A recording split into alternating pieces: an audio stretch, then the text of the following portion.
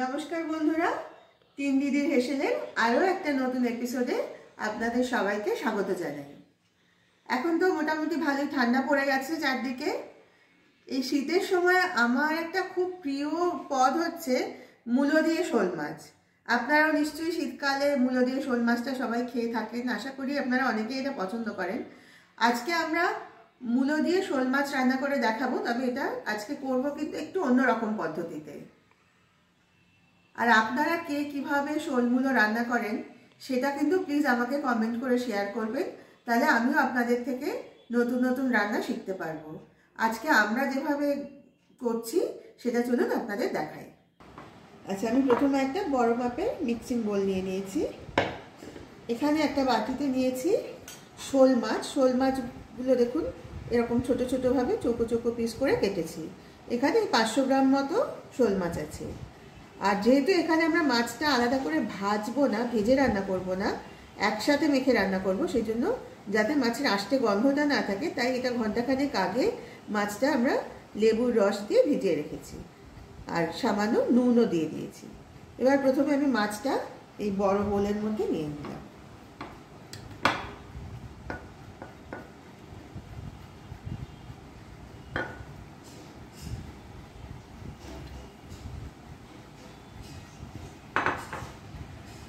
এখানে দুটো মূলো এরকমভাবে পাতলা পাতলা করে কেটে নিয়েছি, সেইটা দিয়ে দিলাম। একইভাবে পাতলা পাতলা করে কেটে নিয়েছি দুটো আলু, সেটাও এর মধ্যে দিয়ে দিলাম। এবার আমরা বাকি উপকরণগুলো যোগ করব। একটা টমেটো, মাঝারি মাপের টমেটো এরকম কুচো করে কেটে নিয়েছি, সেটাও দিয়ে দিলাম এর মধ্যে। এবার দেব প্রয়োজনীয় মশলা। প্রথমে দিয়ে দিচ্ছি হলুদ, এই বড় চামচে অর্ধেকের একটু কম পরিমাণ হলুদ দিলাম। দিয়ে দিচ্ছি জিরের গুঁড়ো, এই বড় চামচের হাফ চামচ।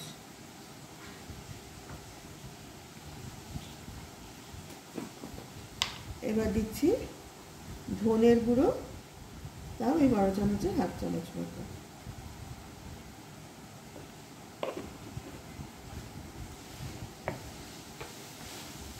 এখানে আছে আদা বাটা,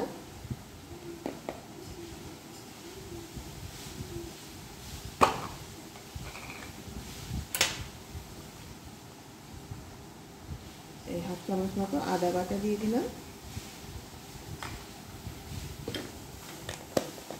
এবার দেবো হচ্ছে লঙ্কা বাটা। আপনাদের আগেও বলেছি আমরা কিন্তু এখন আর লঙ্কাটা বাজার থেকে কেনা গুঁড়োটা ব্যবহার করি না, কারণ এই গুঁড়ো মশলার মধ্যে নানা রকম রাসায়নিক রং ব্যবহার করা হয়, যেটা আমাদের শরীরের জন্য খুবই খারাপ।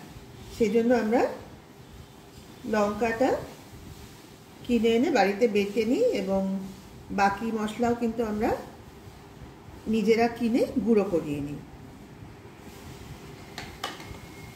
আচ্ছা, এবার দিয়ে দিচ্ছি স্বাদ অনুযায়ী নুন। আমার মাছটাতে কিন্তু সামান্য নুন দেওয়া আছে, তাই আপাতত আমি ছোট চামচের 1 চামচ মতো নুন দিচ্ছি।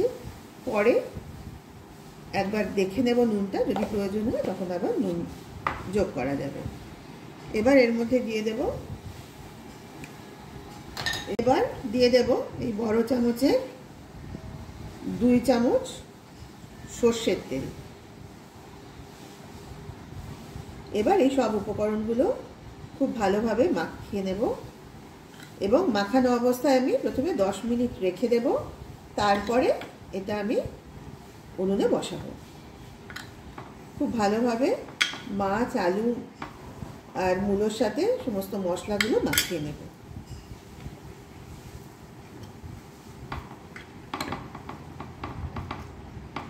সময় পেরিয়ে গেছে, আমরা এবার গ্যাস জ্বেলে গ্যাসে কড়াই বসিয়ে কড়াইতে দিয়ে দিয়েছি সর্ষের তেল। এবার তেলটা অলরেডি দেখুন গরমও হয়ে গেছে। আমি প্রথমে এখানে তেলের মধ্যে দিয়ে দিচ্ছি গোটা জিরে আর দুটো শুকনো লঙ্কা অর্ধেক করে দিয়ে দিলাম। ফোড়নটা একটু ভাজা ভাজা হলে এই যে মেখে রাখা মাছটা এর মধ্যে এবার দিয়ে দেব। মাছটা আমি কড়াইতে দিয়ে দিচ্ছি।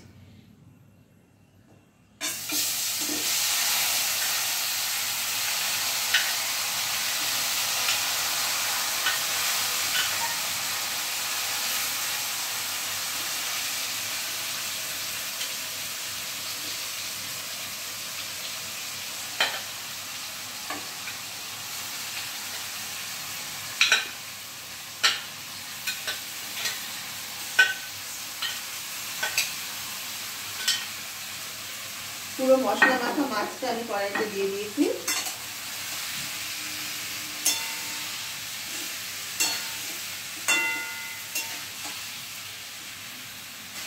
এই এবার সামান্য জল দিয়ে এই পাত্রটাতে যে মশলাগুলো লেগে আছে সেটা দিয়ে সেটা আমি কড়াইতে দিয়ে দেব।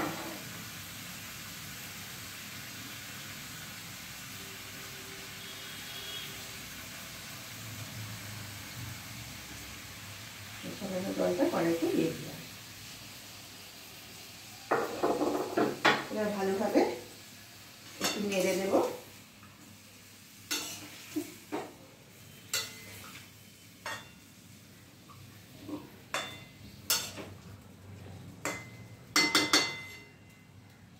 এবার কড়াইতে আমি ঢাকা দিয়ে দিলাম। এভাবে প্রথমে 5 মিনিট রাখবো, 5 মিনিট পরে ঢাকাটা তুলে দেখে নেব মাছটা কি অবস্থায় আছে। 5 মিনিট সময় পেরিয়ে গেছে। এবার কড়াইয়ের ঢাকাটা তুললাম। দেখুন মাছ আর সবজি থেকেও কিন্তু বেশ খানিকটা পরিমাণ জল বেরিয়েছে। যাতে এখানে আর বেশি জল আমার দিতে হবে না, কারণ আলু মূলো সবগুলোই তো আমি পাতলা পাতলা করেই কেটেছি, কাজেই এগুলো সেদ্ধ হতে খুব বেশি জলের প্রয়োজন হবে না। তাও আমি একটু গরম করে রাখা জল এখানে দিয়ে দিচ্ছি।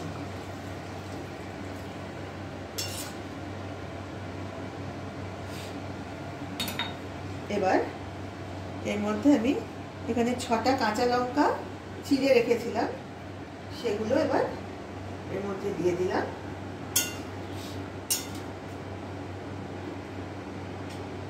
আবার এটা ঢাকা দিয়ে রাখবো। আঁচটা কিন্তু কমানোই আছে। এইভাবে আবার ঢাকা দিয়ে রাখবো। আবার 5 থেকে 7 মিনিট পরে আমি এটা খুলে দেব। আরো 7 মিনিট পেরিয়ে গেছে। আমি কড়াইয়ের ঢাকাটা তুললাম। এবার দেখি, আশা করি সব সেদ্ধ হয়ে গেছে। আমাদের আলু মূলো মাছ সবই কিন্তু ভালোভাবে সেদ্ধ হয়ে গেছে। কাজে আমাদের রান্নাটাও প্রায় শেষের পর্যায়ে এসে গেছে। এখন আমি দিয়ে দিচ্ছি এই ছোট চামচের 1 চামচের একটু কম পরিমাণ গরম মশলার গুঁড়ো। এবার আমি একটু আঁচটা বাড়িয়ে দিচ্ছি, আর ঢাকা দেব না। আঁচটা বাড়িয়ে আর এই মিনিট 2 মতো ফুটিয়ে নেব, ঝোলটা যাতে আর একটু টেনে যায়। এখানে খুব বেশি পাতলা ঝোল ভালো লাগবে না, অল্প অল্প ঝোল রাখবো। সেই জন্য এবার একটু আঁচটা বাড়িয়ে দিলাম। 2 থেকে 3 মিনিট এইভাবে রাখবো, তাহলে আমাদের রান্নাটা কিন্তু রেডি হয়ে যাবে। আরও 3 মিনিট পরে আবার এলাম। দেখুন ঝোলটা কিন্তু অনেকটাই টেনে গেছে, অল্প গা মাখা ঝোল রয়েছে। এটা কিন্তু এই অবস্থাতেই রাখবো। আমাদের রান্নাও শেষ পর্যায়ে চলে এসেছে। এবার শুধু আগে বেছে রাখা ধনেপাতা এর মধ্যে দিয়ে দিলাম, দিয়ে আমি গ্যাসটা অফ করে দেব। একবার ভালোভাবে নেড়ে দেব, দিয়ে এই গ্যাস বন্ধ করা অবস্থাতেই 5 মিনিট আমি ঢেকে রাখবো। তারপর এটা সার্ভ করব। দেখুন চলে এসেছে আমাদের আজকের রেসিপি, হাতে মাখা শোল মূলো। এই শীতের দুপুরে গরম ভাতের সঙ্গে এটা কিন্তু দারুণ একটা পদ। আপনারা অবশ্যই একবার এইভাবে রান্নাটা করে দেখবেন। আশা করি আপনাদের সকলের খুব ভালো লাগবে। আমাদের তো এটা ভীষণ ভীষণ প্রিয় একটা পদ। আর ভিডিওটা ভালো লাগলে অবশ্যই লাইক কমেন্ট আর শেয়ার করে আমাদের সাথে থাকবেন। আর আপনারা যারা ইউটিউব থেকে আমাদের এই 3 দিদির হেসেল চ্যানেলের ভিডিওগুলো দেখছেন, তাদের সবাইকে আমরা অনুরোধ করছি আপনারা প্লিজ আমাদের চ্যানেলটাকে সাবস্ক্রাইব করে আমাদের সাথে থাকুন এবং পাশের বেল আইকনটা প্রেস করে দিন, তাহলে আমরা যখনই কোনো নতুন ভিডিও এই চ্যানেলে আপলোড করব তার নোটিফিকেশন কিন্তু আপনারা পেয়ে যাবেন। আর যারা তিন দিদির হেসেল ফেসবুক পেজ থেকে আমাদেরকে দেখছেন তাদের সবার কাছে পেজটাকে ফলো করার অনুরোধ রইল এবং অবশ্যই লাইক, কমেন্ট আর শেয়ার করে আমাদের সাথে থাকার অনুরোধ রইল। আর এই রান্নাটা করে আপনাদের কেমন লাগলো, এটা টেস্ট কার কেমন পছন্দ হলো সেটা কিন্তু অবশ্যই আমাদের কমেন্ট করে জানাবেন। আমরা কিন্তু আপনাদের কমেন্টের অপেক্ষায় থাকবো। আজ তাহলে এই পর্যন্তই, আবার খুব শিগগির আপনাদের সঙ্গে দেখা হবে আরেকটা নতুন রেসিপি নিয়ে। সবাই ভালো থাকবেন, নমস্কার।